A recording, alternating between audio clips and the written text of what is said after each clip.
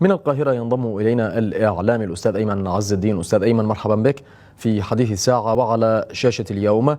إذن غزة ربما سيأخذ فيها الصراع مناحا أكثر دموية مع إصرار القوات الإسرائيلية على تنفيذ اجتياح بري قد تكون فاتورته باهظة لكل الأطراف. أستاذ أيمن، بسم الله الرحمن الرحيم. في البداية برحب بحضرتك يا أستاذ خضر، وبرحب بمشاهديك الكرام، مشاهدي قناة اليوم السورية المناضلة العربية البطلة.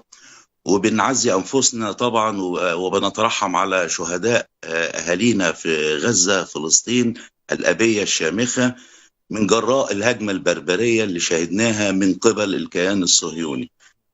بنتكلم اليوم طبعا حضرتك على تبادل الأسرى وكيف يتم تبادل الأسرى من قبل مجموعة حماس والمجموعات الأخرى المقاتلة المجاهدة على أرض غزة الفلسطينية والكيان الصهيوني.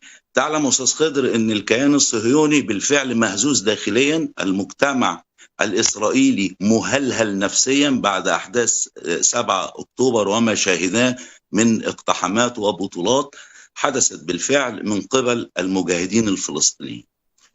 النهارده نتنياهو بيتكلم على ان الكل هيتحاسب بعد هذه الهجمة بما فيهم هو شخصيا.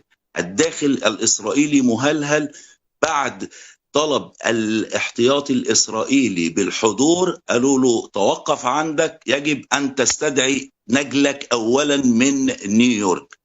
ده كل ده بيودينا للتفاوضات على المخطوفين من قبل جماعات حماس والجماعات الأخرى المجاهدة في غزة.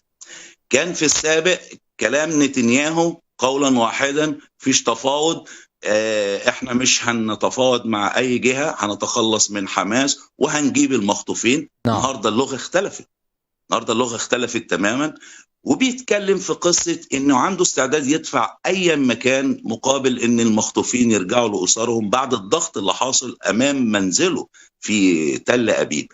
وخلينا نشير هنا يا استاذ خضر لقصة انه هيدفع اي مقابل هو دس أو عمل إسفين ما بين الجماعات الفلسطينية المجاهدة على أرض غزة، بدليل أنه بيوحي أنه هيدفع مقابل، والمقابل ده أكيد ممكن يكون مالي، لداء إسفين بين الجماعات المجاهدة في غزة، على اعتبار أن ممكن حد يفكر في أن هيبقى فيه مقابل مالي.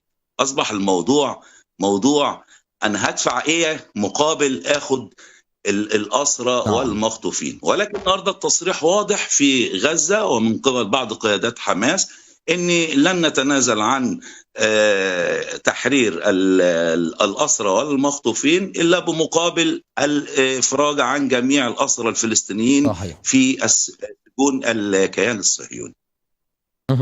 طيب أستاذ أيمن، يعني اليوم إلى الآن فشلت كل الجهود في وقف ولو كان مؤقتا وإنسانيا لإطلاق النار في قطاع غزة. هل المجتمعين الدولي والإقليمي هم يعني عاجزين فعليا عن فرض مثل هذه التهدئة أستاذ أيمن، أم أن هناك ذرا للرماد في العيون، تخاذل مع ما يجري في القطاع بحق المدنيين الفلسطينيين الذين يفقدون حياتهم كل يوم بل كل ساعة وكل دقيقة؟ أستاذ أيمن، أستاذ خضر، احنا بنشوف الحركات الدبلوماسية المكوكية اللي بتقوم بيها وزارة الخارجية المصرية ممثلة في القيادة المصرية بقيادة القائد عبد الفتاح السيسي. كل يوم في مناقشات ومداولات. لا ننسى يا أستاذ خضر أن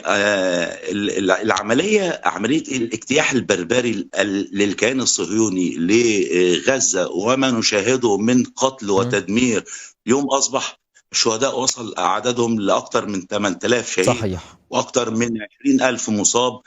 بنشوف كل يوم. النهاردة هو الكلام بيبقى بفعل. أنا بتكلم عن القيادة السياسية المصرية ممثلة في القائد عبد الفتاح السيسي من يوم 7، والقيادة السياسية حقيقة وإحنا كل العالم شايف دوت لا تألو جهدا في إن هي بتحاول توقف هذه الهجمة البربرية من خلال الأمم المتحدة، من خلال مجلس الأمن، من خلال المفاوضات. ولكن أصبحت المفاوضات حاليا ما بين مصر وإسرائيل أصبحت صفرية. وده اللي حاصل على ارض الواقع بالفعل، غير اللي بيتردد للاسف الشديد على بعض المنصات في الدول العربيه. وحضرتك تعلم ان نعم. البوستات الخاصه بالمنصات المختلفه بتدس الاشاعات المختلفه، ولكن قطع الاتصالات في على اهالينا في غزه اللي اتحركت فيه القياده السياسيه، وطلبت المجتمع الدولي من خلال هيئه الاتصالات الدوليه بان يتم بث شبكه مصريه للحدود الفلسطينيه في غزه، وده حصل بالفعل ورجع الانترنت. مين اللي عمل ده يا استاذ خضر؟ نعم. مصر بفضل من ربنا. مين اللي بيتحرك في موضوع المساعدات تدخل من مأكل ومشرب وأدوية وخلافه وأطباء؟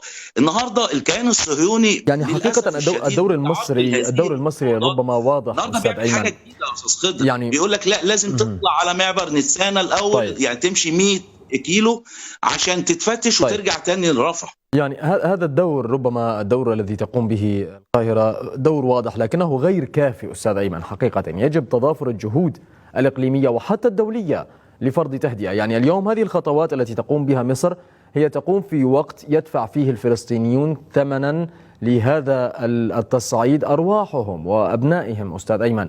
تحتاج إلى تضافر جهود إقليمية ودولية، أليس كذلك؟ وده اللي حاصل بالفعل يا استاذ خضر. شفنا الامارات قدمت مشروع اقتراحات لوقف اطلاق النار في غزه، وكان بيدعمها المندوب الروسي والمندوب الصيني، وشفنا طبعا التعنت الامريكي والبريطاني والفرنسي في الامم المتحده وفي مجلس الامن. مصر لا تألو جهدا حقيقه من بدايه الازمه وحتى هذه الساعه، لان ده قدر مصر، ده قدر الشقيقة الكبرى. لكن هنقول أين الجيش المصري وهنتحرك؟ طيب أين بعض الدول العربية من القواعد الأمريكية في الدول العربية يا أستاذ خضر؟ احنا لما هنيجي عن هذا الأمر، أين الدول العربية وقواعد أمريكية في الدول العربية حضرتك تعلمها بالاسم؟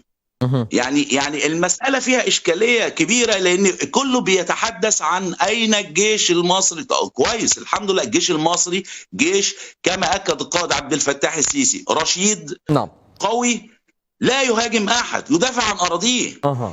الإشكالية كلها إن الكيان الصهيوني بيدفع أهالينا المدنيين أكثر من 2 مليون ونص فلسطيني والتهجير من الشمال إلى الجنوب عشان يصدر لك مشكلة بإن أهالينا الغزاوية يقيموا في منطقة أو في شبه جزيرة سيناء، وده المخطط بتاعهم وحضرتك تعلم ده.